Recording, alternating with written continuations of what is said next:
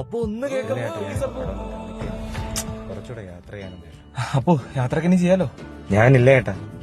അപ്പോ ചേട്ടാ ഞാനിപ്പോ കേൾക്കുന്നില്ല. ഇപ്പൊ തന്നെ 5 കിലോമീറ്റർ ആയില്ലേ? ഞാൻ പറയണ ഒന്ന് കേക്ക്. ഇത് റൊമാൻറ്റിക് അല്ലേ? ഇത് അക്രോബാറ്റിക് സാധനമാണ്. അപ്പൊ ചെയ്ത് സൂപ്പർബായിരിക്കും. ചേട്ടൻ വേണമെങ്കിൽ അച്ഛനോട് ചോദിക്കും. അച്ഛനോ? അച്ഛൻ അക്രോബാറ്റിക്സ് ഇഷ്ടം. അപ്പോ ഇല്ല ചേട്ടാ ഞാൻ ഇല്ല. അപ്പോ ഇവന്റെ റോളാണ്. അപ്പോ എടേ എന്നെ കൊണ്ടൊന്നും പറ്റത്തില്ല ഈ സൂപ്പർ ഹീറോ പരിവേഷം. ഞാൻ നിന്റെ അടുത്ത് അന്നേ പറഞ്ഞല്ലേ, ആ ടിനോയോട് വല്ലതും പോയി ചോദിക്കും. അല്ല പുള്ളി ചെയ്യലെന്ന് പറഞ്ഞു. എന്നെ അവന് വയ്യേ, പുള്ളി ചെയ്യൂല, ചേട്ടനെ കൊണ്ട് കൂട്ടിയാ കൂടത്തില്ലെന്നും പറഞ്ഞു. എന്നെ കൊണ്ട് കൂടിയാ കൂട്ടുള്ള ആര്? അവനെ സ്റ്റാർ ആക്കിയത് ഞാൻ. അവനിപ്പോ ചാത്തനും മാടനും കളിച്ചു നടക്കുന്നത്. നമ്മളീ കഥ ചെയ്യുന്നു. ചാക്കോച്ച, നമ്മളുണ്ടല്ലോ, നമ്മൾ മെയിൻലി നൈറ്റ് ആംബിയൻസ് ആണ് ഉദ്ദേശിക്കുന്നത്.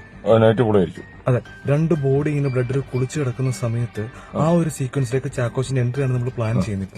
അല്ല, അവിടെ വെച്ച് നമുക്കൊരു 100 പേരുടെ ബാക്കപ്പിൽ എന്റെ ഒരു ഡാൻസിന് ഉണ്ട്. അത് വെച്ചോളൂ. ഡാൻസ് എന്തിനാ അവിടെ? ഡാൻസ് നന്നായിരിക്കും. ചേട്ടാ ഒരു +2 കാലഘട്ടത്തിന്റെ കഴിഞ്ഞ 15 വർഷമായിട്ട് മലയാള സിനിമ ബാലകാരുടെ പ്രചോദിച്ച് കൊടുക്കാൻ എനിക്ക് പറ്റില്ല. വെറൈറ്റി ഉണ്ട് ചേട്ടാ. അതായത് നമ്മൾ ഈ പ്രിൻസിപ്പിൾ ആയിട്ടുള്ള ഒരു ഫൈറ്റും പരിപാടിയൊക്കെയാണ് നമ്മളിനകത്ത് പ്ലാൻ ചെയ്തിരിക്കുന്നത്. എന്നാണ് അതിനകത്ത് വെറൈറ്റി? അതിന്റെ വെറൈറ്റി പറയണ നീ. പ്രിൻസിപ്പിൾ ബാബു തന്നെയാ. ബാബു ആന്റണിയോ? ഇത് ഗംഭീര പരിപാടിയാണ്. എനിക്കിത് ഭയങ്കരമായിട്ട് ഇഷ്ടപ്പെട്ടു. ഇത് ഞാൻ ചെയ്താൽ മാത്രം സെറ്റ് ആവുള്ളല്ലേ? 100%. അതുകൊണ്ടല്ലേ തന്നെ വെച്ച് എഴുതി. അതെ അതെ. പക്ഷെ ഇന്നത്തെ പ്രശ്നം എന്ന് വെച്ച് കഴിഞ്ഞാ ഈ കാസർഗോഡ് ഭാഷയാണ്. എന്ത് ചെയ്യും? അല്ല, ഇത് കൊച്ചിന്ന് മൈഗ്രേറ്റ് ചെയ്യുന്നൊരു കാസർഗോഡ് താമസിക്കുന്നവര്. ആ കൊച്ചിന്ന് മൈഗ്രേറ്റ് ചെയ്ത് വന്നതാണ്. അപ്പൊ നമ്മളിത് ചെയ്യുന്നു. ഇത് നേരത്തെ പറയണ്ടേ?